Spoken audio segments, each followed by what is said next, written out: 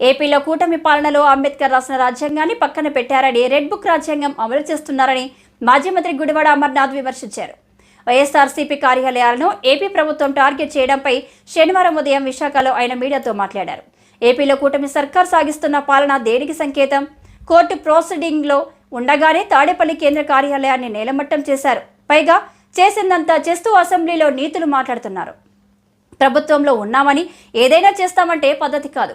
ప్రజాస్వామ్యంలో అందరికీ అవకాశాలు వస్తాయి. మీకు వచ్చిన అవకాశాన్ని ఎలా వినియోగించుకుంటున్నారనేది ప్రజలు గమనిస్తున్నారని అన్నారు. ఈరోజు ఉదయం తెల్లవారుజామున 5 గంటలకి తాడేపల్లిలో వైఎస్ఆర్ కాంగ్రెస్ పార్టీ కేంద్ర కార్యాలయానికి సంబంధించినటువంటి నిర్మాణాన్ని 8 సంవత్సరాలు ఈ రాష్ట్రంలో ప్రతిపక్ష పార్టీగా, గడిచినటువంటి 5 సంవత్సరాల అధికార పార్టీగా,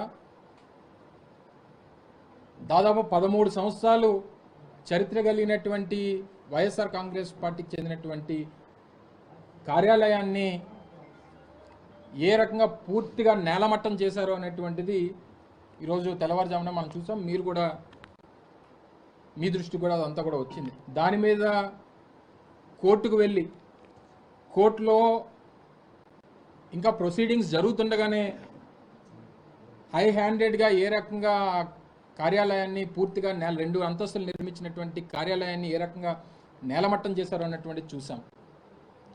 ఈరోజు రాష్ట్రంలో అంబేద్కర్ గారి రాజ్యాంగాన్ని పూర్తిగా పక్కన పెట్టి తెలుగుదేశం పార్టీ తాలూకా రెడ్ బుక్ రాజ్యాంగం నడుస్తూ ఉంది. వారు ఏదైతే ముందు నుంచి వారు ఎన్నికల ప్రచారంలో చెప్పారో, వారు అధికారంలోకి రాకమునుపు చెప్పారో, వారు చెప్పినటువంటి ఆ రెడ్ బుక్ రాజ్యాంగాన్ని ఈరోజు రాష్ట్రంలో అమలు చేస్తున్నటువంటి సందర్భాలు మనం చూస్తూ ఉన్నాం. ఇంకా పైపెచ్చు ఈరోజు అసెంబ్లీలో నీతులు మాట్లాడుతూ ఉన్నారు. సరే, మేమైతే మా నాయకుడు జగన్మోహన్ రెడ్డి గారు మొన్న సమావేశం పెట్టినప్పుడు చాలా క్లియర్గా కేటగారికల్గా చెప్పారు.